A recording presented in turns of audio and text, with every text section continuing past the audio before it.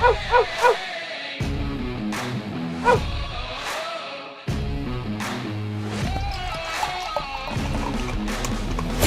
to another edition of the Dogger Pass Podcast. This for UFC Vegas 40. I'm Paul Shaughnessy. Pat Mayo is gracing us on the sticks this week, and Cody Saftic is joining us via the power of Zoom. You didn't hit a PRP last week.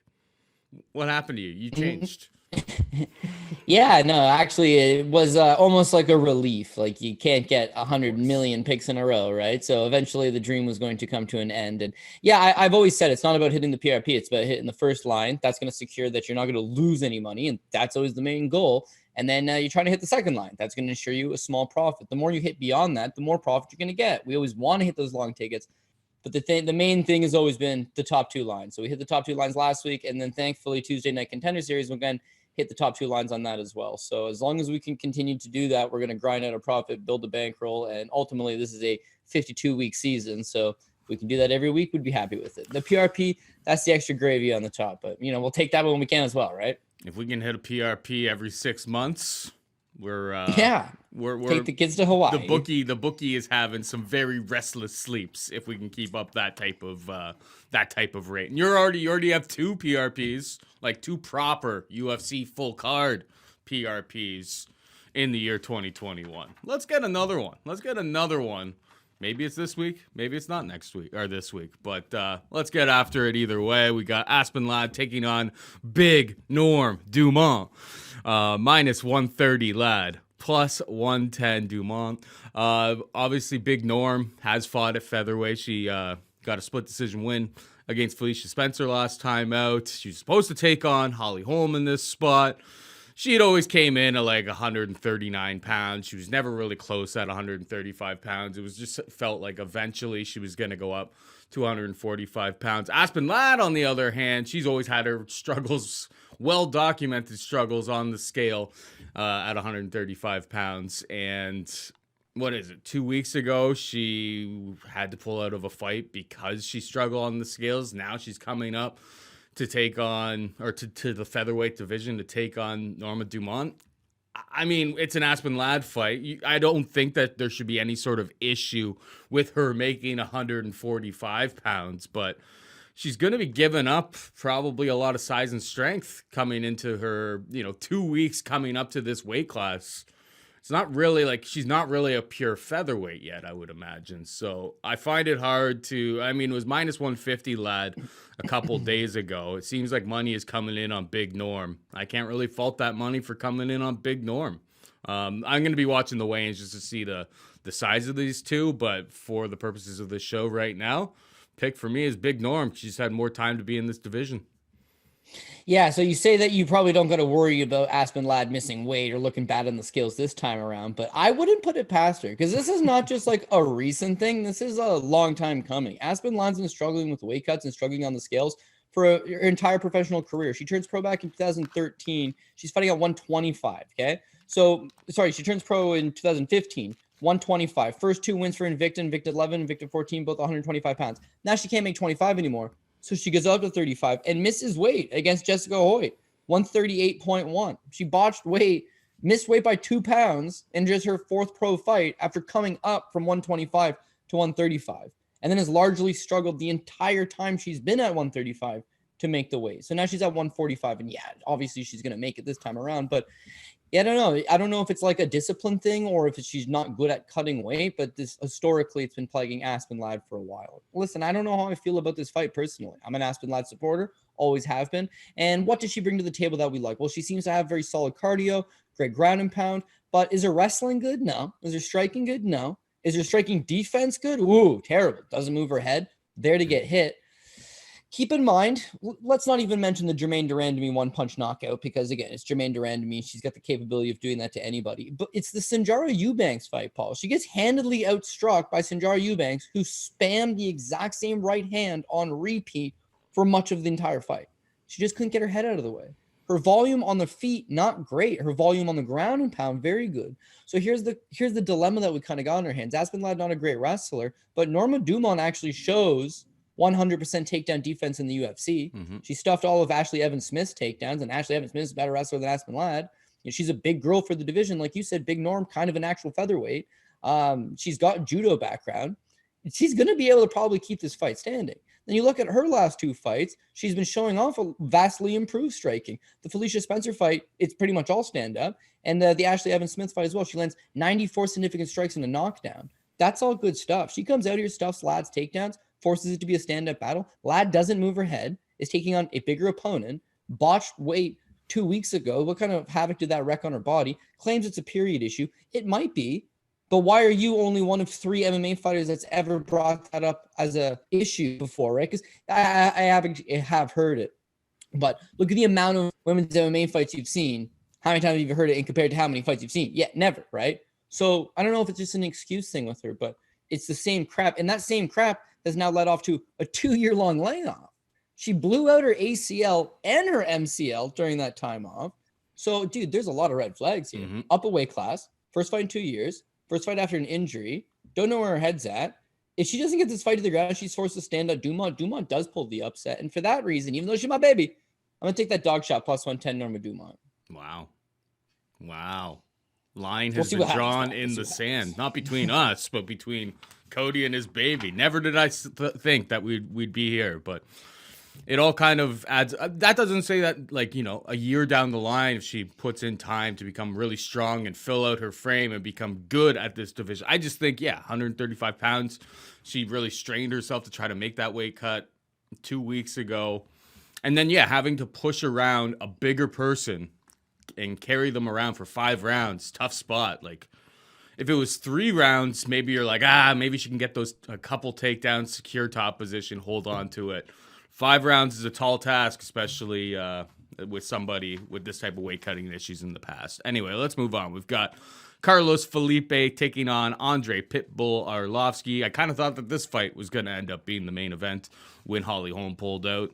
Felipe minus 120, Arlovski plus 100. I mean, I think it's great matchmaking from the standpoint of Andrei Arlovski. One of the old dogs in the heavyweight division, a very, very technical, smart, tactical striker, taking on Felipe, who we like to refer to as Thick Diaz. Guys enjoys slapping a guy across the face. The guy seems to have insane durability, like good durability. Like he's able to take a punch, no questions asked. And he doesn't seem to have too much power in his hand. So I think it's a very good matchup from the standpoint of, I think Andrei Arlovski is the more technical, sound striker. Felipe throws a lot more volume, gets in your face, isn't afraid to get hit to unleash a couple. I think it's a rightful pick'em right here. I don't have a real strong lean. I'm going to lean towards Felipe edging out a decision just based on volume and staying and moving forward. But Andrei's fought this level of competition. These are the fights Andrei wins. So I don't know if I'm willing to step in front of it with my money. What about you? Honestly, these are the exact same spots that Andrei Arlovski keeps winning, and he has become the most serviceable gatekeeper that has ever existed in the UFC. This guy guards that gate. If you want to get into that top 15, you want to make a name for yourself, you got to beat Andrei Arlovski. If you're not the real deal, he totally snuffs you out. And that's what we're starting to figure out. It's like, look at this run. Felipe Lins turned out to be a fraud. Tanner Boser could still come around, I suppose, but not the big knockout puncher people certainly thought he was when he was a 3-1 favorite over Andrei Arlovski. Chase Sherman, no good. Those guys he beats. Tom Aspinall is legit. Jairzinho Rosenstruck, even though he's very, very frustrating to watch, he's still a legit fighter. It's a level thing, right? They bring him in. He can get the win over that young up-and-coming fighter, and he struggles against anybody that seems legitimate enough. With Carlos Felipe, still only 26 years old, he's fun, he's exciting, but I'm just not 100% sold on how legit he is quite yet.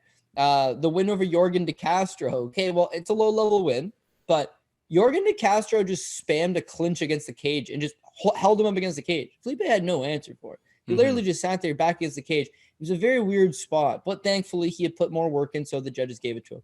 This Justin Tafa fight, he's in the fight pretty good with Tafa. He loses the first round, actually, but he rallies in the second. He's starting to make a comeback, and Tafa starts spamming the exact same clinch against the cage. And Felipe can't get out of it. He just accepts the position against the cage. But thankfully, he had put in a little bit of work. Judges give him a split decision victory. And then this last time out against Jake Collier, like, man, that's not pretty at all. He got outstruck 130 to 94 against Jake Collier. Wins a split decision against a guy that everybody was laughing at. You know, it was kind of the laughing stock of the division. He should have lost that fight.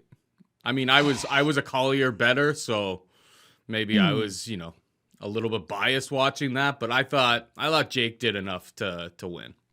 Dude, I 100% agree. And that's why it comes down to human nature as the judge, right? Because I know Brett Appley's always like, robot judges. He's not wrong, right? Because a human judge sees blood and they see body language and they're like, oh, he's tired and he's hurt. But you're not in his mind. You don't know if he's tired. You don't know if he's hurt. That's your perception as a judge. And that's what a lot of these people are basing it on.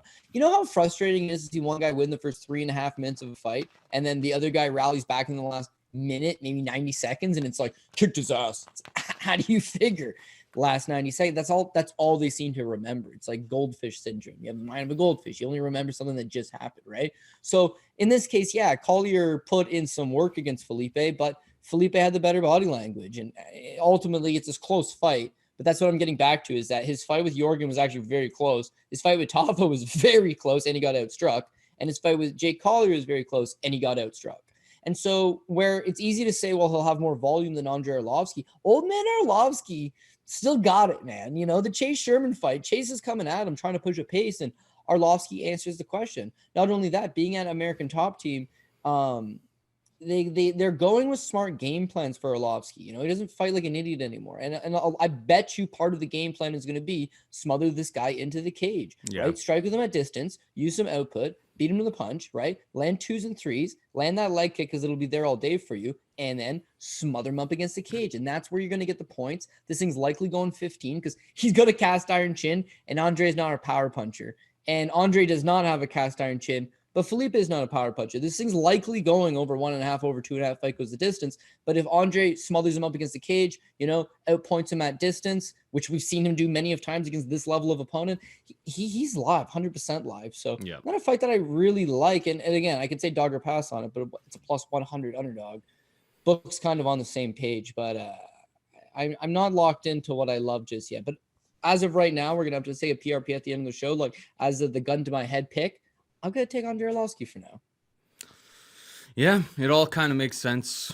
It'll be interesting to see how it plays out. And unfortunately, like, the books are just wise to the fact that Arlovski fights go to decision at this point. The over 2.5 is already juiced to minus 210 for a heavyweight fight with guys with cardio, potential cardio issues on the Felipe side and chin issues galore on the Arlovski side. It's just like, that's not a safe parlay piece by any stretch of the imagination. Like, one good shot can definitely fold Andrei Arlovski still.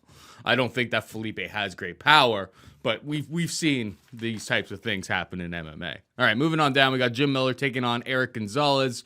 Jim Miller, a minus 225 favorite. Gonzalez can be had for plus 185. Jim Miller was supposed to take on, he had a fight, supposed to be booked like a month ago. He was supposed to take on Nicholas Mata. He got COVID.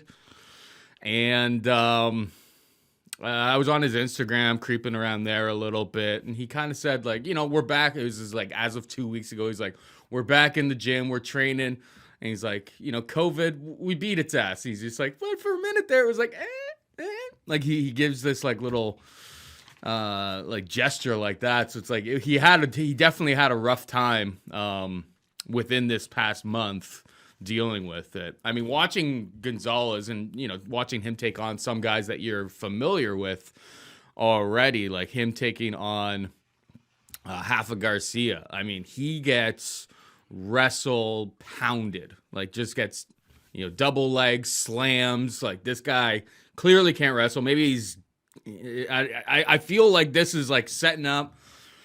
But the problem is, this is setting up like almost like the Roosevelt Roberts versus Jim Miller fight, where we got Jim Miller absurd numbers to win by submission. Unfortunately, Jim Miller wasn't a minus 225 favorite in that spot. So now when I look around the markets, I mean, he is plus 240-ish to win by submission, and people are moving in on that right now. I was hoping to get a bigger number, but I feel like we get vintage Jim Miller. Like going back and watching that Selecki fight, and then watching Selecki take on Jared Gordon just recently, you realize how talented Selecki is as a grappler, and that's why Jim Miller, when he did get top position in round 1, really wasn't able to do very much with it. If Jim Miller's able to get a takedown here, get a takedown early, I know he's a 38-year-old lightweight. This could maybe be his swan song. Who knows? He'll probably fight more if he gets the W here. But looks like a tailor-made matchup for Jim, who comes out early, comes out hot, get that takedown, and teach this kid a lesson on the ground. I like Jim Miller to win by sub. Jim Miller round 1 could be spicy. What are they hanging on that bad boy right now? Let me just pull this up. Jim Miller round 1 is plus 400 at DraftKings Sportsbook. See where, there may be some better prices out there. It's by submission. Jim Miller is plus 240. That's how I see this fight playing out. I wish it was a little bit more. The guy's 38 years old, Lyme disease survivor, coming off of COVID. There are red flags to be had here. I wish the price was a little bit more generous this week, but that's the way I see it. When coming into it, before like these props were released, I was like, I'm gonna probably end up having a lot of money on those props. Now I'm a little bit like less inclined to be heavily invested in it, just because I just don't think that the numbers are as much as I was hoping for. But I'll still have some Skrilla on Miller inside the distance, Miller by submission, and maybe a little sprinkle on Miller round 1. What's your take here? Yeah, I mean, on one hand, you've got Erick Gonzalez, who is making his UFC debut. On the other hand, you have Jim Miller, who is competing in the UFC for the 38th time as a professional. Yeah, it's pretty crazy.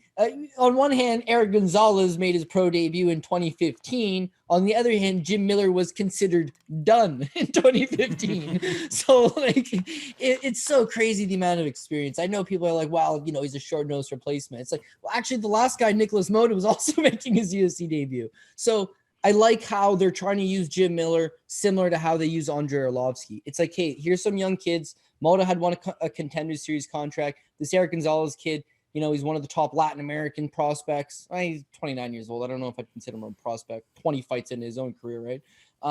But those are the guys that they're going to use Jim Miller to test. Can he be fighting top 15 competition? No, he can't. Should you be using his name to build up that next generational guy? Sure, but the UFC has enough respect for Jim Miller that they're going to give him winnable fights to test people out. And this is what he's got here as a winnable fight, mostly because Jim Miller doesn't really use his wrestling a whole lot anymore, and his striking, even though it's ever improved, he's more of a one-round fighter. But if he does get this fight to the ground, his jiu-jitsu is good enough to just dominate with top control, and I think that's what he's going to be able to go and do here. Is the Joe Selecki fight, he actually wins the first round with his top control, but it's a botched takedown attempt by Selecki, right? Mm-hmm. If Miller can figure out a way to get this fight to the ground for 2 rounds, yeah, he's going to secure him down. He's going to lock him down. I don't think Gonzalez puts away Jim Miller, who's still not cast iron anymore, but a fairly durable enough guy that even if he can win 2 rounds and lose the third for whatever reason, he's still going to get that decision.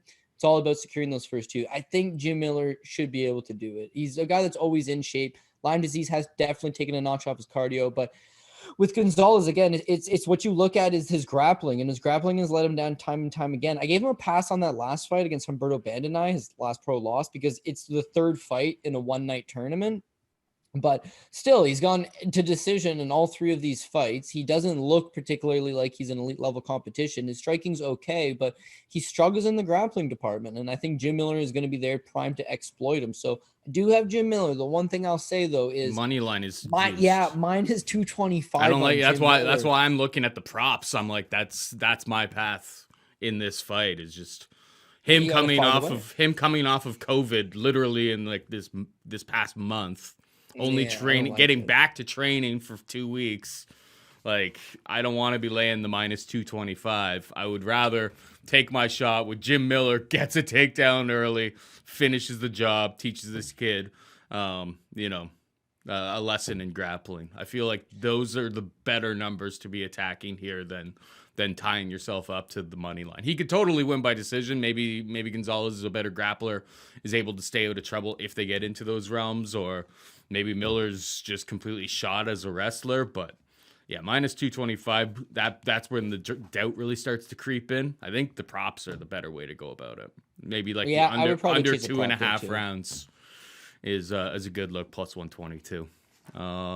Moving on. We got Manon Fiorot taking on Mayra Bueno Silva. Minus 240 Fiorot, plus 195 Bueno Silva. Who you got?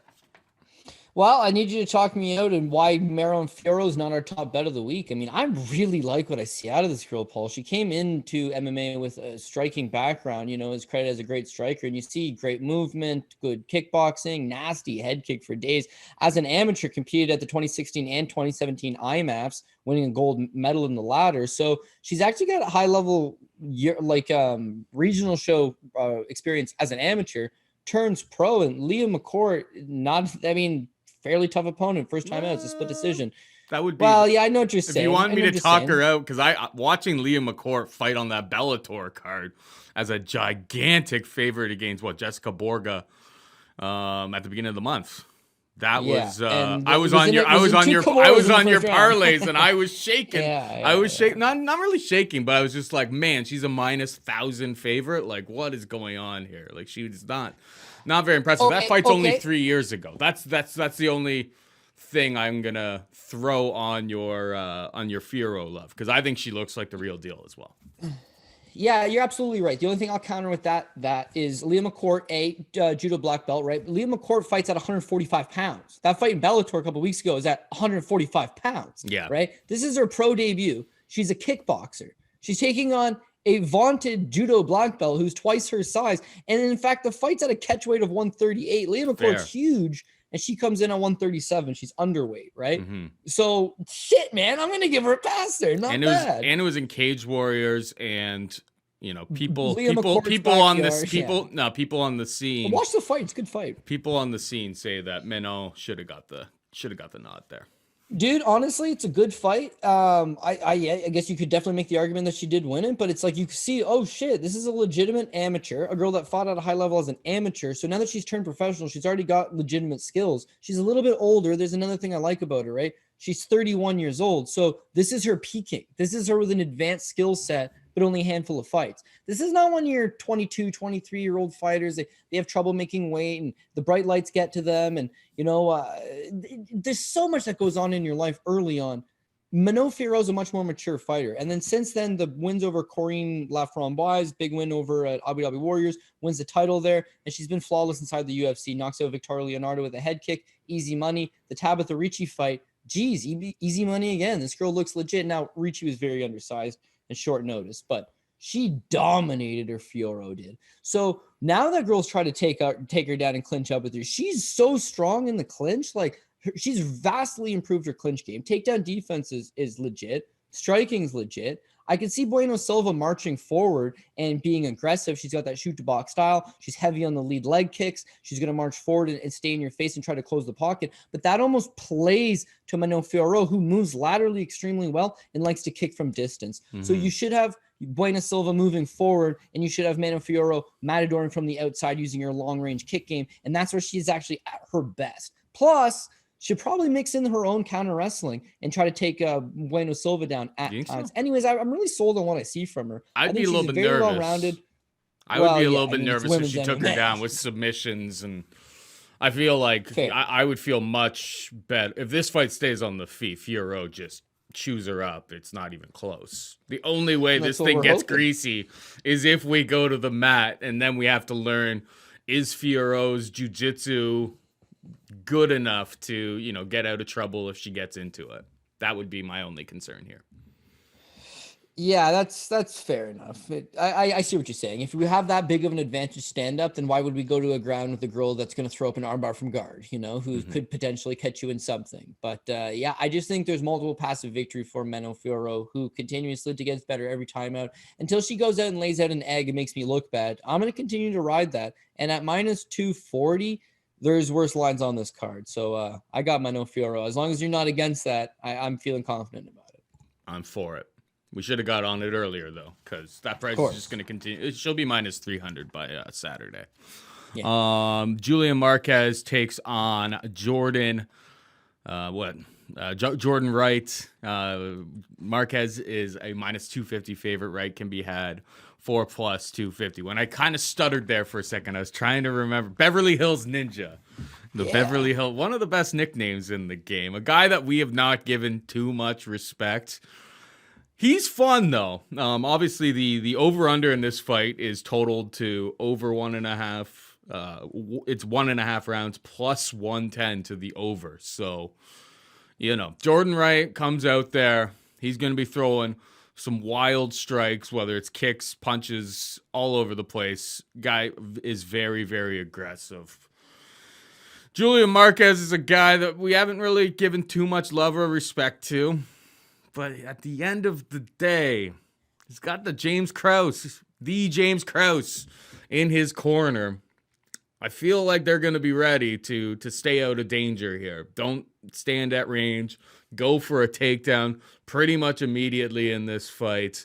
That is the path to victory. I hate the minus 250, but I have to go towards Marquez. I would actually probably go to the over 1.5 rounds. And just hope that, Wright's able to hold on long enough without getting submitted or finished. That's probably how I attack this fight, but I'm curious to hear what you have to say. Yeah, it's good too, because in this fight, James Krause, if worst case scenario, this is going into a greasy third round, James Krause is going to learn from his mistakes with Tim Elliott and just tell Marquez, dude, you're down 2 rounds. If Marquez just comes out and lets his hands go, he's going to clip Wright at some point, and I believe knock him out. This is going to be a good live betting opportunity because Wright's actually got great mobility for this weight class. He moves very well, and he's good at getting in shots early. His thing is that he's an early finisher. He's always been an early finisher. When you look at his regional show career, 103 first round, 248 first round, 52 seconds first round, minute 59 first round, 10 seconds first round, 39 seconds first round, 132 round 1, 203 round 1, 129 round 1. Gets on the Contender Series. That one lasted 40 seconds. 48 seconds of round 2. Crazy that he made to round 2, 48 seconds into round 2. Yeah. Minute 31 against Ike Villanueva, UFC debut. 18 seconds into round 2 against Joaquin Buckley. But you remember that fight, dude. He was out at the end of the first. In fact, when I thought they were going to stop it, dude. He sat down on his stool and they're trying to talk to him. And he's stuttering. His speech is slurred. It's oh, dude, don't let him go out. And he lasts 18 seconds into the second. And then the Jamie Pickett fight's a minute 4 of the first round. So what you'll notice is that he's very live at getting, a lot of those guys are really bad competition, by the way, but he's more than capable of putting it on early, dancing on you early. And even the Buckley fight, he's actually winning early. He's beating with a punch. He's got better volume. Guy attacks well off angles. He's kind of a quirky, unorthodox fighter, but it's hard to get a range on. But then as soon as you do get the range and you land that first shot, he's chinny. Anthony Hernandez, the only reason it reads a no contest is because he was smoking pot, but he knocked him out in 40 seconds. He kicked his ass. And Joaquin Buckley, he bided his time in the first round, but the first shot that landed in the first, it hurt him bad. He was out at the end of the first, comes out to the second in the last 18 seconds. Against Julian Marquez, A, has a great chin, right? Mm-hmm. B, has a great beard protecting said great chin. And he's not above getting into these sloppy slobber knocker fights where he pushes forward and he lands something eventually. Dude dropped Sam Alvey's last fight, and that's not an easy task. The fight with Maki Pitolo, he's down 2 rounds. He still gets the submission victory in the third. He doesn't have 3-round cardio, but he does have 3-round heart. And he will keep fighting till the end, and he will get into a dogfight and let them hands go. And if this fight goes dogfight direction, he's going to knock out Wright. If Wright finishes him early, that's his really only path.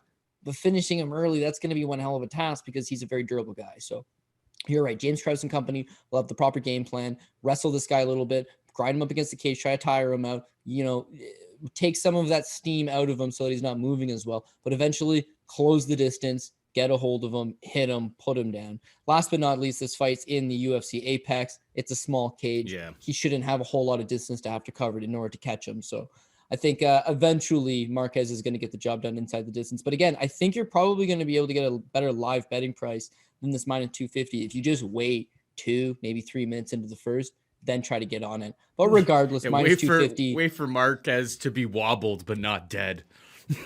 Yeah, because dude, he honestly does look like shit a lot of the time, but he just keeps coming. He perseveres. And the fight with Maki Pitolo, he hadn't fought in almost 3 years. He had a major back surgery, right? He like tore his latissimus dorsi, and he had 2 different doctors be like, dude, you're never going to do anything athletic ever again. So he comes back from a 3-year-long layoff and a major injury, loses the first 2 rounds, but just keeps ticking and eventually does get the win, right? His fight with Sam Alvey, he looked a lot better. Right? He looked much improved from the Pitolo fight, and he's shaking off the ring rust. His body's in shape. He's still a fairly young man. He's 31 years old. And because he blew a free day with Miley Cyrus, what an idiot. He's got some making up to do. And knocking out Jordan Wright in spectacular fashion would go a long way into potentially setting up that down the road. So let's go, Julian Marquez. Cuban Missile Crisis. Let's go. Yeah, I don't think Miley's answering his calls anymore after that charade. A counter offer. Can you imagine? A counter offer to a lady of that quality. Give your head a shake, Julian. DraftKings Sportsbook, an official sports betting partner of the NFL, has a Week 6 offer every football fan should jump on now. Even if you're not a football fan, you should jump on this now. New customers can bet just $1 on any NFL game and win $100 in free bets if either team scores a point. The last 0-0 tie in the NFL was in 1943, so I'd say this is a no-brainer. If Sportsbook isn't available in your state yet, DraftKings won't leave you empty-handed. Everyone can play for huge cash prizes all season long with DraftKings daily fantasy sports contests. DraftKings is giving all new customer a free shot at millions of dollars in total prizes with their first deposit. So, download the DraftKings Sportsbook app now and use promo code DOP. Throw down $1 on any NFL game and win $100 in free bets if either team scores 1 point. That's promo code DOP this week at DraftKings Sportsbook, an official sports betting partner of the NFL. Must be 21 or older. New Jersey, Indiana, and Pennsylvania only. New customers only. Minimum $5 deposit and $1 wager required. 1 per customer. Restrictions apply. See DraftKings.com/sportsbook for details. Gambling problem? Call 1-800-GAMBLER. All right, moving on down the card, we've got Bruno Silva taking on Andrew Sanchez, minus 150 Silva, plus 130 Sanchez. Who you got here? You're not going to like this one, but I think I'm thinking about an underdog shot here on Andrew Sanchez. I can see it. I know. He's been very disappointing to say the least, but the one thing I will give him is that he's got good wrestling, right? He's a 2-time D1 All-American. Guy's got solid wrestling, wrestles, very good. When he gets away from his wrestling, when guys eventually stuff those takedowns and wear him down, he just becomes so one-dimensional in his approach. He's lost multiple fights. Anthony Smith fight, he's up 2 rounds, loses in the 3rd. Ryan James fight, up 2 rounds, loses in the 3rd. The Marcus Perez fight, the Barrio fight, they're very lackluster, just holds the guys against the cage. But there's no doubt about it. If he just wrestles, not bad. His striking's also vastly improved, but he's not a striker. He doesn't have the chin to go out there and get into these wars or these 15-minute striking battles. It's the ability to mix in the takedowns. That's what he needs to do. Seeing the Wellington Turman fight versus Bruno Silva. Bruno Silva is a potent power puncher. If he hits Andrew Sanchez, great opportunity to knock him out. Absolutely. Yeah, for sure. But I was doesn't seem. Yeah, go ahead. I was on Bruno Silva by knockout against Turman. That seemed like a great spot. I just didn't think that Turman's wrestling was good enough to keep him out of trouble, and I thought that the durability would be checked. I know that this is almost a pretty similar matchup, but I understand where you're coming from. Sanchez is a much better wrestler with much better cardio and better technique all the way around in his game than somebody like Turman. Turman actually got the fight to the ground. It's like his ring IQ is just so bad. I was like, dude, I was almost swore there, but I'm not allowed to for TV anymore. Don't go for the submissions. Why are you trying to submit him? Hold him down, tire him out, get off a little bit of ground and pound. No, he just would give up beautiful positions to just try to chase something. And it was bad news. But straight up, the reason why they do that is because Bruno Silva has 6 pro losses, 5 of them by submission. He's not known to be a particularly good grappler. He's got 17 wins by knockout, but he's not a great grappler. So yeah, it looks really good on paper. Geez, he's got 17 knockouts. If he hits Andrew Sanchez, who's not really known to be the most durable guy going, he's probably going to knock him out. But again, comes down to a style clash, and Andrew Sanchez has got to be smart enough to realize, I don't want to stand in front of a guy known as that big of a KO artist. Why would you stand in front of him? Wrestle this guy, tire him out, stay on his hips, kill the space up against the cage. And if you're able to just rinse and repeat for 2 of these 3 rounds, he could pull a classic Andrew Sanchez and then just get knocked out in the 3rd, or he could bank a little bit of round time, maybe survive and get the job done. So I'm hoping for the former, the latter, not the former. Don't get knocked out in the 3rd. But if he's able to mine his P's and Q's, I could see him coming through as an underdog. And again, last week when I reevaluate, Paul, why didn't we hit the PRP last week? I don't know. A number of reasons, right? Crazy things happen in MMA. But 2 weeks ago on 266, right? We got 2 underdogs. That's all that hit. It was 13 fight card, 1 even money play, 2 underdogs, right?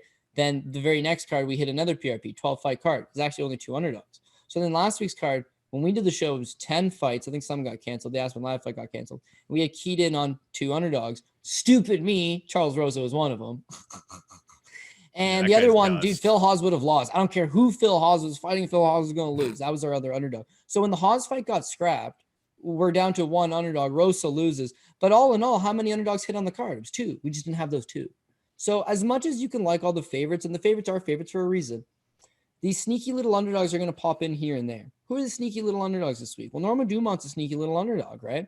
I would say Andrei Arlovski, he's your even money pick. I would say then Andrew Sanchez. Those are dogs that I'm zoning in on. And it's because he does have a legitimate path to victory. Whether he uses it or not, that remains to be seen. But he takes that, uses that wrestling. Wrestle. He could pull off the upset here. Yeah, just don't get hit with a big bomb. And the path to victory is there. Like, Bruno is dangerous, but super sloppy in what he does. Guy hits hard, but there's definitely multiple openings to get this fight to the mat. And if you can just hold him there, control him there, the path to victory is right there for the taking for Andrew El Dirte Sanchez. All right, moving on down, we've got Ramazan Emeev taking on Danny Hot Chocolate Roberts. Another fight that's like real difficult because like Emeev is like a decision machine. Incredibly boring style of fighting, and Danny Hot Chocolate Roberts can't take a punch to save his life. But like, I don't know, is Emeev the guy to get that knockout in this spot? No. Like, it's tough. I was actually kind of looking at it, and Emeev by like knockout, it's almost tempting because just like, is this when he finally finds a finish? The guy's what, a minus 365 favorite. And to win inside the distance, he's plus 250. To win by knockout, he is 10-1. It's just like, oh my God. And I still don't even want to play it. Like, that is how you beat Danny Hot Chocolate. If this fight stays on the feet, Emeev is losing this fight. But Emeev, I can just see him pushing Roberts up against the cage. Tons of cage control, wearing this fight down, making it really ugly. Luckily they're in the Apex. There's only like 27 people there. They'll be a little bit too nervous to boo audibly. Emeev wins usually by decision, but I just don't trust Danny Hot Chocolate Roberts' durability to hold up over the course of 15 minutes in a fight that I think he's probably going to lose. So I don't know. Talk me through this one because I'm a little bit lost on it. I would say this is just another classic Emeev spot. I don't know what type of blackmail Ramazan Emeev has on UFC management, but they love this guy. He has got a very non-friendly fight style. Okay, people do not like to watch him fight. He mostly just holds you up against the cage, tries to mix in takedowns. Oh, he does get the takedown. Doesn't really have good top control. No ground and pound. No submission attempts. Up you go. Back up against the cage, tries to peel you down again. But man, they've given him Sam Alvey, winnable fight. Alberto Mina, who's long since retired. Stefan Sekulic loses to Rocco Martin, so they're like, oh, let's pull back the competition level. Nicholas Stoltz, David Zawada, and now Danny Roberts. And it's no disrespect to any of those guys, but for a guy who's now effectively 5-1 in the UFC, he's not even getting a whiff of top 20 competition. No, this is a step backwards. Danny Roberts hasn't fought in 2 years. Why are you getting Danny Roberts? Doesn't really make sense. But yeah, one thing I do like with Emeev is surely he must know this is not a fan-friendly style. Surely he must know he's not getting a bonus, but he's not chasing it. He's fighting the same game plan every time. And his last time out against David Zawada, it wasn't pretty. He ends up winning a split decision, but it should have been unanimous because what he's doing is controlling a fight. If the judges are down with control, and that's what's going to happen. They're going to give it to the guy that's getting takedowns. He's got a superior position up against the cage, and he's gotten grinding in a couple shots here and there. He has attempted to use his striking a little bit, but it doesn't last very long. And once he gets countered, he don't like it. He presses you up right against the cage. Mm-hmm. Now with Danny Roberts, he's just a career underachiever. I mean, I was high up on this guy when he came over. He beat Judo Jim Wallhead over in Cage Warriors and then made his UFC debut against Nate Coy and submitted him with the triangle. I was all over Hot Chocolate Roberts. This guy's going to be a legitimate prospect. Wins the second UFC fight against Dominic Steele. And then it's literally, he got booked against Mike Perry. I talked all type of shit about how some brawler from Michigan was not, well, I guess Michigan, Florida, where you want to consider Perry from. Some brawler from the streets was not going to go out and beat Hot Chocolate Roberts. And like, whoa. From that moment on, it was like Danny Roberts has got a mental lapse he's not able to jump over. It's like some type of hurdle. He's actually very skilled. I mean, again, did I mention he triangle choked Nate Coy, who is one of the team captains at American Top Team, BJJ Black Belt, solid college wrestler. He's got good grappling. He's got great striking. It's just a ring IQ and self-doubt, and something keeps getting into his own head. The Michel Pereira fight, flying knee, you give him a pass there. It's the Claudio Silva fight. That's inexcusable. I could never give you a pass on that. He could have defeated this man 6 times in that fight. He kept engaging him. He kept getting taken down. It's so sloppy, Paul. The sloppiest. Finally, he gets an armbar in the 3rd round. I'm so far gone removed from Danny Roberts at this point, but he's at Stanford MMA. They're working out with just a solid room of wrestlers on the daily. He's making improvements. He was already a talented guy to begin with. And 2 years on the sidelines, I'm sure he just continues to get better. If Ramazan Emeev shoots that takedown and Danny Roberts is able to create space, get off the cage, if his takedown defense is even improved a little bit to the point that he's able to stuff a couple takedowns and just, again, you need to create space and get into the open range so you can get your strikes off. He's a much better striker. Mm-hmm. And one thing about Stanford MMA is that when you got Gilbert Burns as, one of your jiu-jitsu coaches, when you've worked out with the amount of high-level D1 All-Americans and national champions and top-level grapplers that they bring on the day-to-day basis, you get better. You get very good. You make those improvements. And so at some point, his talent is going to catch up. He's got good striking. He stuffs a few takedowns. Emeev is not spectacular. No. He doesn't do anything good. And eventually, 2 of those 3 judges sitting cage side are going to notice that. One guy actually has controlled 3.5 minutes of the round, pressing him up against the cage, but the other guy landed the shots. The other guy created a little cut. The other guy threw that leg kick, He stunned him a little bit and forced him into trying to hold him up against the cage to get his wits back. But it's just like, well, is that 1.5 minutes of holding up against the cage really getting credited as anything? Like if Emeev's not able to get takedowns, it gets dicey. Betting on Danny Roberts is scary, but I can see where you're coming from. I made a mistake on the board. It's not minus 365. It's more like minus 300, minus 320 around the market right now. That's just a typo. Because, we love DraftKings Sportsbook. There's no way they're laying a minus 365 plus 240. That's just too much juice to be taken in the middle. For sure. And I think Emeev, right, that is just in line with Emeev fights, is that his last fight against David Zawada, again, split decision and didn't look good. He's a 3-1 favorite. Him versus Nicholas Stolze, he's a minus 410. Him versus Rocco Martin, he was actually the favorite in that fight as well, minus 125. Him versus Sekulic, minus 700. Him versus Mina, 2-1. Him versus Sam Alvey, 2-1. So he's always a commanding favorite, except for the one fight versus Martin, which he lost, which he was the favorite. He's never been an underdog before.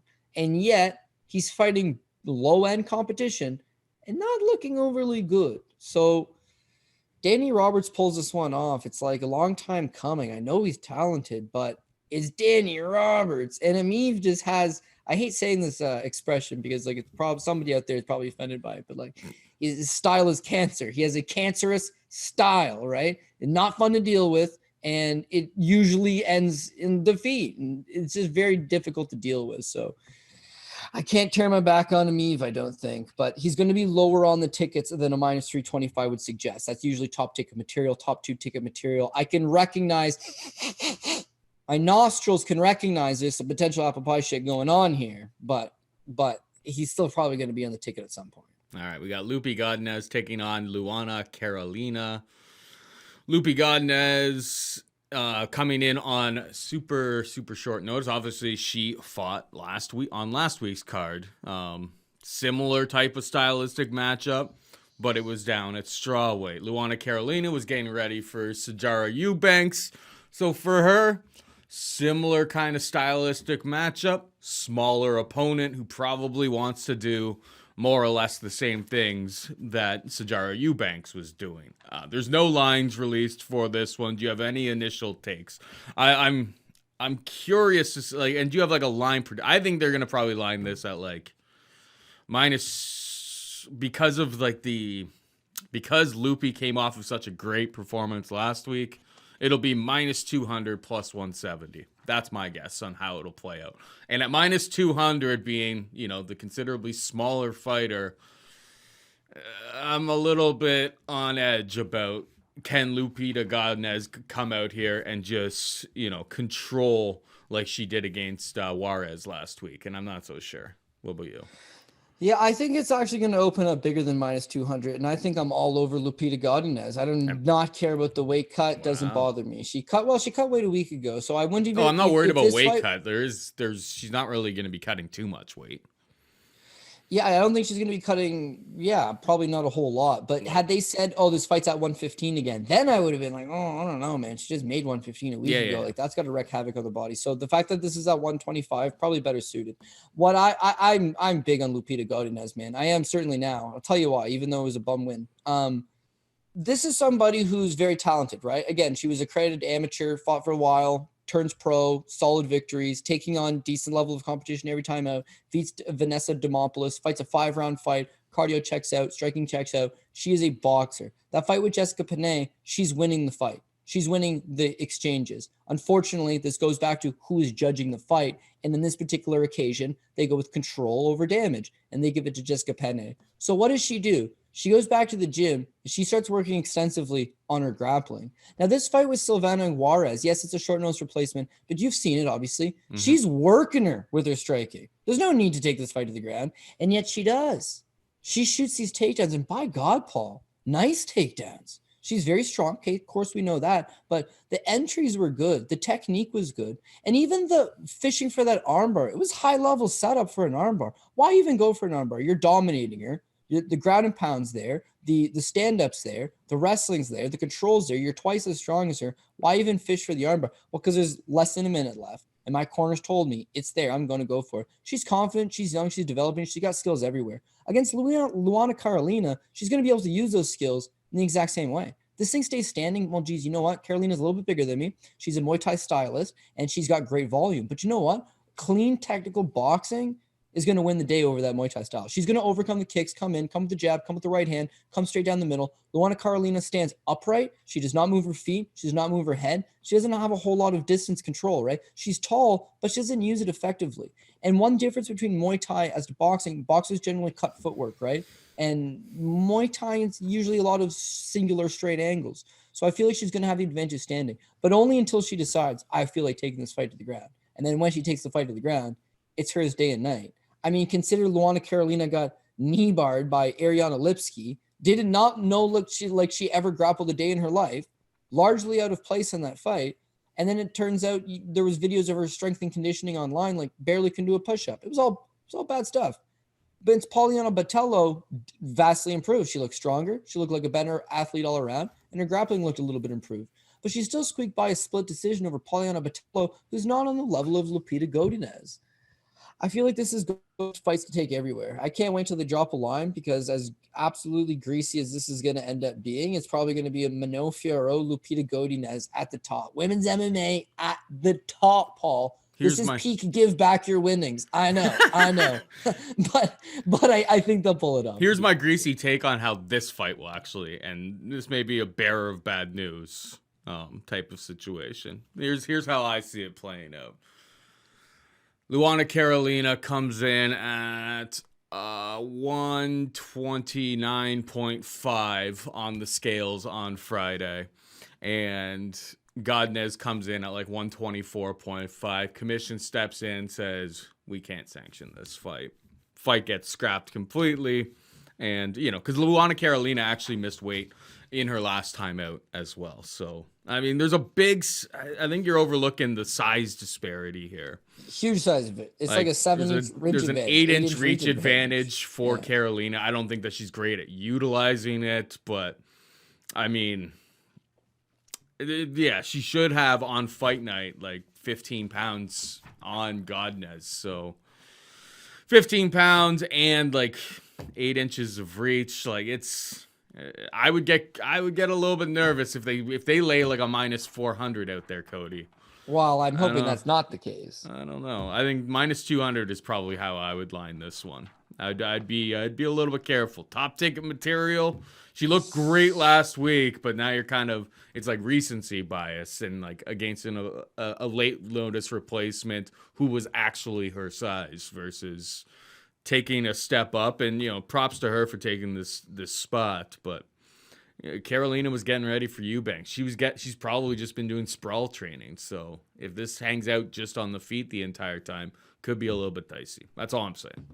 Yeah, fair enough, man. It's definitely something to consider. Ludovit Klein takes on Nate the Train. Landwehr minus 365. Klein plus 280. Landwehr. What you take here? Well, I've already gone against my baby Aspen lad. So am I going to have to go against my baby Nate Landwehr is the real question. Nate the Train was supposed to be it. Maybe he wins, maybe he doesn't, but he's always going to be in a fight of the night. This guy is cast iron, never stops, M1 global champion, fought legit badasses in M1. This is his run in M1. Mikhail Korobov, by the way, stud. Viktor Kolesnik, stud. Gazmat Dalgiev, stud. Andrei Ledznev, he was okay. Viktor Kolesnik in the rematch. It's like, dude, who's signing up to fight scary Russians every other month? Like Nate Landwehr. He brings it to them. He's knocking these guys out. Cardio for days, durability for days. Counter wrestling is actually pretty good. He'll get taken down initially, but then the longer the fight goes, he's got brick wall hips. He was actually a track and field star back in college, ran excellent times, be like comparable to the NFL combine. He's a great athlete, fast twitch guy, but a junkyard dog, stays in your face. Signs to the UFC. This is going to be my cash cow. I'm going to ride this guy. Fights Herbert Burns, who I would fade. I would pretty much bet anybody against Herbert Burns. So this is a great matchup for me as far as I was concerned. Nate Landwehr, good submission defense. He gets out of that initial Dars choke and then knee right up the middle, which he ran his own face into, knocks him out cold. So is that a chin issue or is that a fluky knee up the middle? Well, I say fluky knee up the middle. But then the Darren Elkins fight, he got wobbled. He got wobbled hard by Darren Elkins in a stand-up exchange. Yikes. Not only that, he got landed on like well over 100 times significantly by Darren Elkins. A lot of people thought Elkins won, which I disagree with. Bias or not, Nate Landwehr won that fight. I'm just saying not a very good showing. And then the Julian Erosa fight, it's much of the same. Like Erosa just charges at him. He charges at Erosa. Like it's a furious minute. And then he just eats a flying knee up the middle. Bam, knocked out.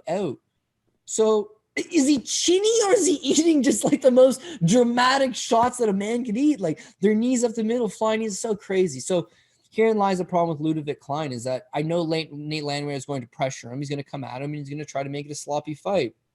But he's 33 years old. He's now been knocked out in 2 of his 3 UFC fights. He got seriously wobbled by Darren Elkins in the other one. Durability does seem like it's starting to catch up to him and become an issue. And with Ludovit Klein, at the very least, he is a slickster. He's got a nasty head kick. He sets up a couple good shots. But then I go back to Ludovit Klein's last fight against Mike Trezano, where Trezano just has to survive the first round, and then he has his way. He marches him back, he breaks him, and the kid does not nearly fight as well off his back foot in the later rounds. He's still young, he's still green, he's still there to get exposed. And Nate Landwehr survives his first round. What do you think he's going to do? He's going to back him up because that's when he backs up everybody. His cardio is still great. His all-action style, be able to push the pace, it's all there. It's like, you can't fight that style if you don't have durability. And it seems like durability is starting to become an issue for him. Mm-hmm. So do I go against my guy, Nate Landwehr? I'm not gonna. I'm gonna take Nate Landwehr for the underdog. Wow. But it's going to be a PRP shot. It's going to be right at the bottom. I fully understand what I'm getting myself into. And this would be a much better live betting opportunity, but he's already big plus money, so who cares? I'm just going to spam him off the get-go. And Nate, just keep your hands up or something. I don't know. Survive that first round. He gets out of that first round. He's a live dog against anybody because he just keeps coming, right? Maybe that's how I'll approach it. Nate Landwehr. Yeah. I'm gonna focus. I'm gonna focus on that. Yeah, I can see that. Yeah, I mean, every time I see him, I get shades of Pogi Rob. Only this guy's in great shape. No offense to Pogi Rob, but like we're not UFC athletes. Pogi Rob. Yeah, he's a UFC featherweight. I can assure you, none of us in our current state of shape are getting a whiff of UFC featherweight. Maybe Pat could make featherweight if we just. Well, I could make featherweight, but it'd be like a 18-pound weight cut, which could do, but like, why would you want to? No, nobody wants to cut 20 pounds. 145 pounds, Pat. I could get there. Yeah. It wouldn't be fun. No, it wouldn't be fun. But Pat's in pretty good shape. I would need a complete lifestyle change to get there. But you know, back in my tree planting days, I remember being 149 at the end of this one season. I was like next to death. So I got a real thick lower body, got like thick calves. I think lightweight is probably, even at my peak, would be the best I could get to be perfectly honest. Well, it depends, right? What era? Because if this is the pre-USADA era, you just take a diuretic, you're good to go, right? Nowadays, you're not allowed to take diuretics, and you're not allowed to jug yourself afterwards with a saline solution, intravenous, nothing. So weight cuts are tough these days, man. That's the one thing as cappers or like guys that break down fights is one thing that we will never know. We don't know the weight cut, right? We don't know the weight cut until we can hopefully see them on the scale and get an idea. Yeah, we can guess then, what it looks they like. They wreak major havoc. Yeah, and you're only guessing a lot of the times. You're like, that guy looked a little sunken in, but it's just a lot of the times it is just an educated guess. Like you're not necessarily bang on with that analysis. All right, Danaa Bakary takes on Brandon Davis, who returns after 4 straight fights out of the promotion, fights his way back into the promotion. Good for him. He was always an all-action kind of guy. Who do you like in this fight there, Cody?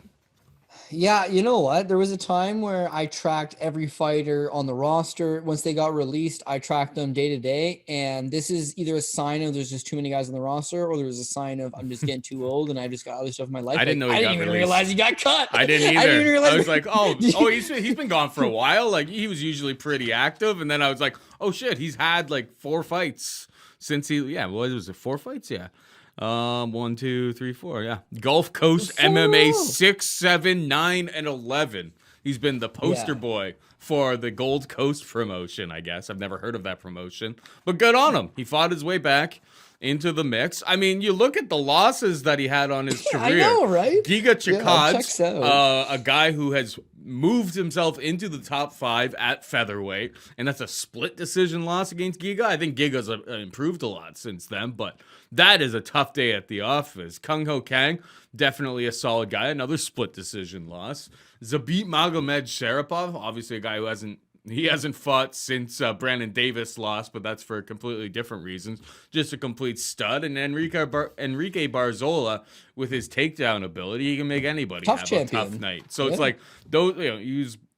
He was 4 of his last 5 fights in the UFC he lost, but a win over Randy Costa by rear naked choke round 2. It's just like, man, this guy.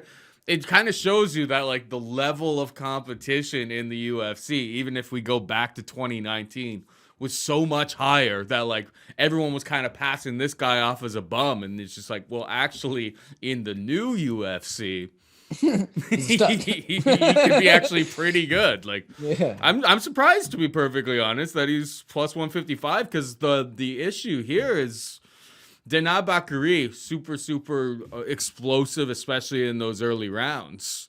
But Brandon Davis has been incredibly durable throughout his UFC career. And one of the biggest issues with him is that takedown defense. And I don't really know if Danaa Bakary really brings that to the table. He's more of a banger on the feet. So I could definitely see Brandon Davis pulling off the upset here.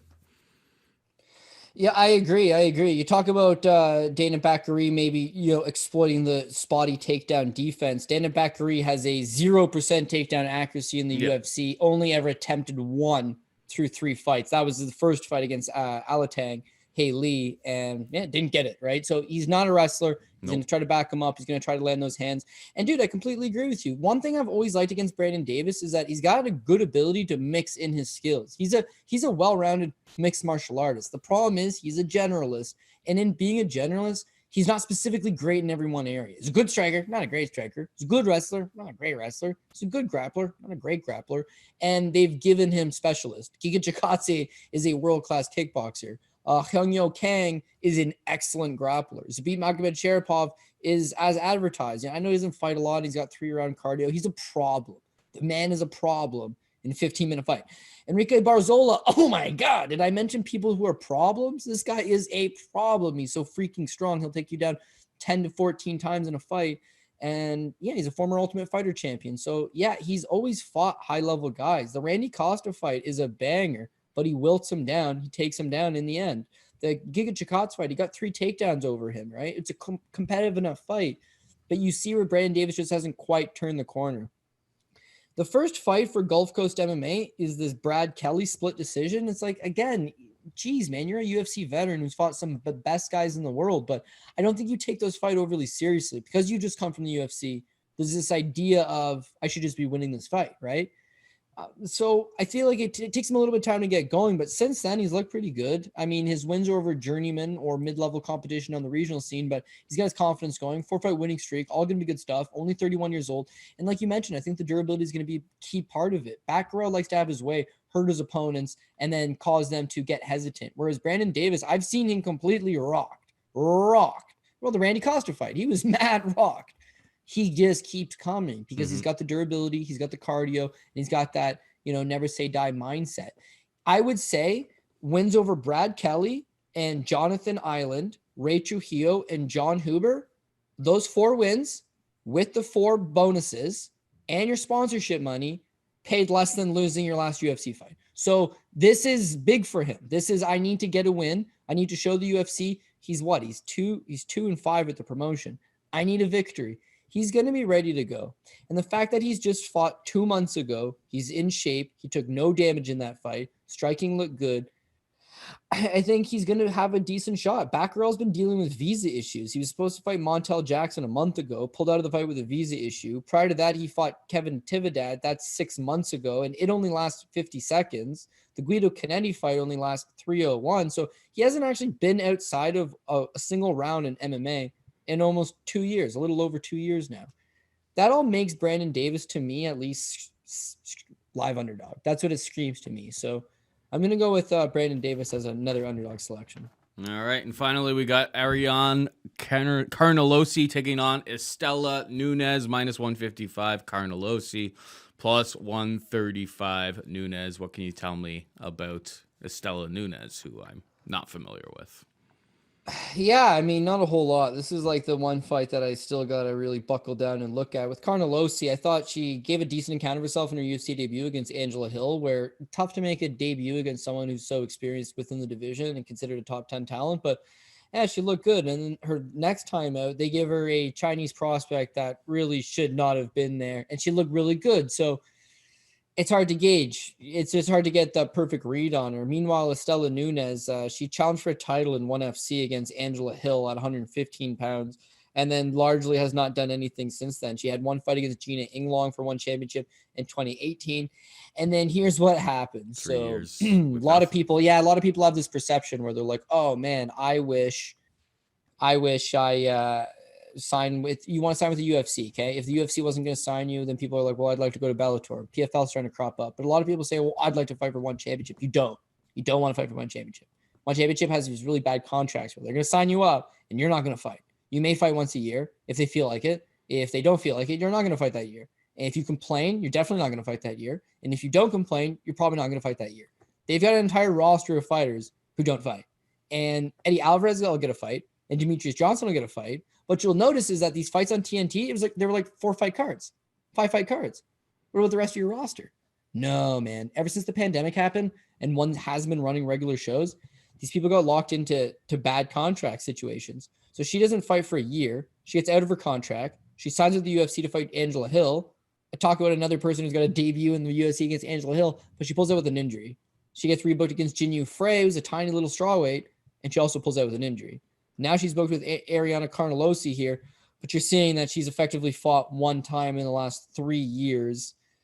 She's only 29. She's out of the same camp that's produced Laura Procopio and Jessica Andrade. A lot of good, strong Brazilian fighters. No doubt she's going to be strong. No doubt she's going to be physical. No doubt she's going to have some, decent enough skills. But yeah, there's not enough that we can really go off of her. Carnelossi is a little tank for 115 pounds too, though. So. Carnelossi's a total tank. When you see her physically, it's like, okay, she's obviously taking her strength and conditioning very seriously.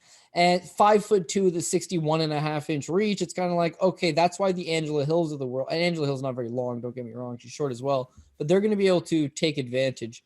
But here in Carnelossi, she's going to be giving up a 5-inch reach advantage, 2 inches in the height department. But she's a little tank engine, man. And I'll admit, when she fought Angela Hill, it was like, back up the Brinks truck of Angela Hill. She's taking on a random debuting opponent. Angela Hill does win cut stoppage, but geez, Carnelossi didn't look terrible. And then their next time out, limited level competition, she kept getting taken down, but she's strong. She powers her way back up. Cardio looked decent. Power looked decent. Eventually forces a stoppage victory. I would say that she keeps that momentum going, but I've been feeling like shit for like a couple of days. It's not COVID related. I think it's just like general rundown, season change, all that jazz. You know how it goes. So I get it. I spent too much time tape studying the Contender Series card from last night, just in bed, that I probably don't feel. Here's the spots I don't feel great about still. The Jim Miller spot. Is it a trap? 225 Jim Miller? I wouldn't like that. Arlovski, want to look that up again because I'm going to pull a dog shot on him. Manon Fiorot, am I missing something? This looks like a really good line. Andrew Sanchez, is that a dog we're taking a shot on? Danny Roberts, can you pull an upset?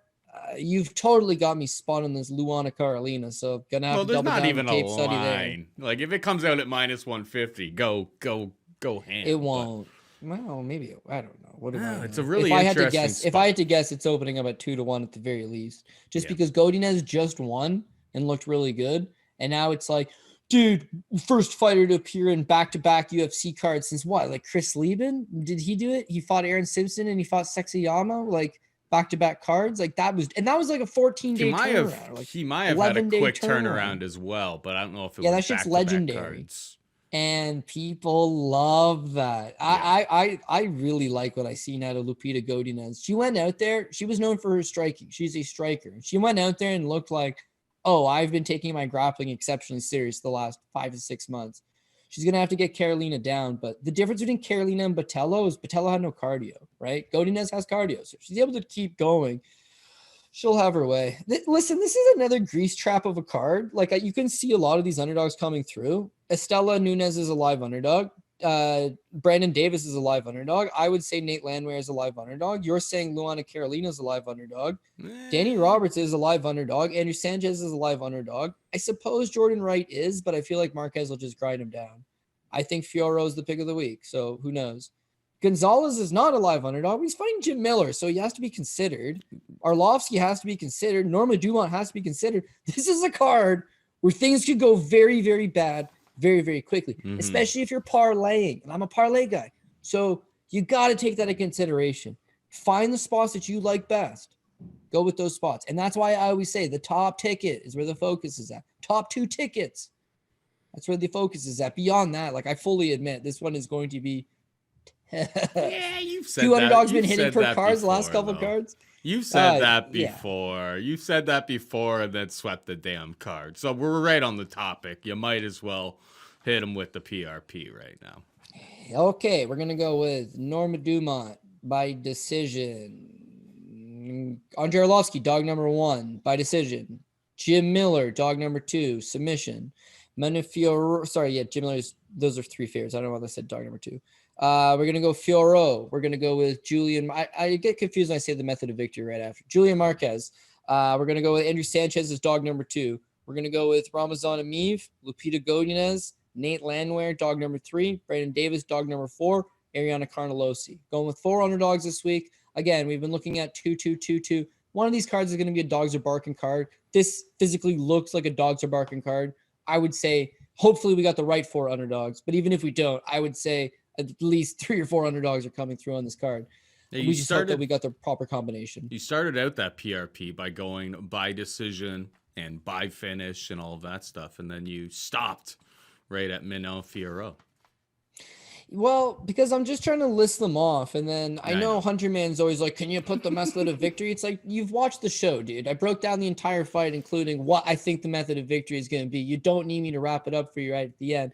And so the way my brain works, I'm trying to think of 2 things at once and it throws me off. But if you want to waste my time on it, Dumont by decision, Arlovski by decision, Jim Miller by submission, Fiorot by decision, Julian Marquez by knockout, Andrew Sanchez by decision, Ramazan Emeev by decision, Lupita Godinez by submission. It's either going to be Klein knockout or Landwehr decision. Yeah, well, I would have never considered it either, but shit, her ground game looked vastly improved in the last fight. Very good. She's going to want to get it to the mat. Let's not forget Luana Carolina got knee barred by Lipski. Hey, you tried to you tried to put the Luana Carolina as a live underdog. Luana Carolina is a live underdog. You said that. Well, we don't even have a. You said that. We're now arguing you're in about. My head, Paul. We're arguing about something without even a line to be had right now. For me, price is always king, right? So it's like if Lupita Godinez is a minus, it's like minus 800 plus 500. Then yeah, Luana Carolina with an 8-inch reach advantage and getting ready for a grapple heavy opponent, that would be value. But I don't think it's going to be that wide. I think minus 200 plus 170 is how they open it. And then I'm a little bit unsure what to do. Yeah, well, I would say the good advantage that we have this week is boom, we got a Bellator on the Friday, so mix and match. That's true. Real quickly on the Bellator, Vadim Nemkov. I mean, Julian Gleekless is a great wrestler, solid wrestler. I actually really like this guy, but he's taking on a counter wrestler, Nemkov with a better striking skill set. But let's not even put him as a top guy.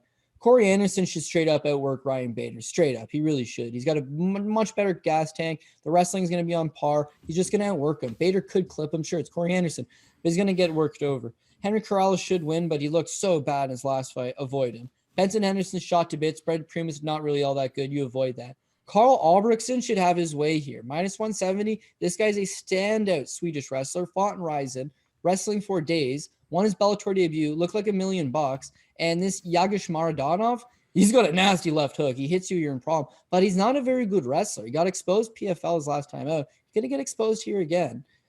Javier Torres should win. That's an even money fight. This Sumiko Inaba, right? She's taking on Randy Field. Randy Field is hot. They're both gorgeous, by the way. They're both gorgeous. But Randy Field I've had a crush on forever. Mm-hmm. But she's a 1-4 amateur out of Michigan who's moved 3 camps. Husband's a pro mixed martial artist, not very good, not liked within the community. So Inaba is a top ticket play. Everywhere. I'm riding Inaba very hard. Right. Wow, I know that sound. I'm writing this all down because I need it. Not. Yeah, I don't think Jaleel Willis is going to. Jalon Bates, minus 650. I get it's a 650 parlay material. Jalon Bates has been, oh man. I saw his most recent fight. The kid looks like a real legitimate prospect. Last 2 fights. He's a problem. He's so long, and he's really good at using that leverage, that length for leverage in the grappling. You know, ATT Portland guy, all he does is train with stout wrestlers. He's a talented kid. And then you've got your Maria Henderson. They're giving you a line on it. It's Benson Henderson's wife, and it's an amateur fight. But the only reason it's like, oh, Benson, if you take this fight, we're really sorry we didn't give you a title fight. We chose Patricky Pitbull, right? Not Patricio, the GOAT. Patricky and Peter Queeley are going to fight for a title. Sorry, Benson. You know what? We'll make it up to you. We'll give your wife a very winnable fight on the Bellator undercard. So, has Maria Henderson ever fought before? Like, what's going on here? Yeah, I don't know. It's a setup squash match, and Bellator loves their setup squash matches. Yeah, exactly. Lance Gibson. Maria Henderson is 1-0, and she's taking on Colette Santiago, 0-2. Both losses coming by finish, and yeah. Classic. Yeah, so I'd say Maria Henderson, you got to. Yeah, dude, that's what I'm saying. So when I look at the UFC card, I'm like, oh shit. it's closely contested, right? It could go either way. A lot of these lines aren't reflecting how close the fight is, and it's like a middling level. You look at the Bellator card, A side, B side, A side, B side, A side, B side. So I'm just going to take the 6 or 7 best Bellator picks and put them with a couple good UFC picks, make a weekend out of it. Make some pies. Looking forward to that, my Multiple friend. pies. Yeah. Pies for Multiple everybody. pies. Hopefully none of them are shit on. A lot more likely that they don't get shit in when you mix in a little bit of Bellator spice into the mix, I think. Yeah, that makes a lot of sense. I'm glad that you went through that because now I have parlay pieces for Manon Fiorot. And I'll make a bold proclamation right now on Carl Albrechtsen, the Sumiko Inaba, Lance Gibson, Jaylon Bates, Makhmud Barkmanov, even though I'm not super high on him, but we'll add him, and Maria Henderson. You'll beat all 5 of those. You'll beat CLV if you care about that crap. None of those lines, you'll lose value. All of those lines are going up. Guarantee it. So if you've listened to this far in the show, yeah. But Bellator does this every week, right? The line gets dropped. They're soft openers. They get dabbled with. And then today's Wednesday, and then Thursday, and then Friday around like Thursday night heading into Friday. Yeah, it just gets madness. Every week. So jump on it now if you can. All right. That is it for us this week. Hope you enjoyed the show. For producer Pat Mayo and Cody Saftic, I'm Paul Shaughnessy saying goodbye and good luck.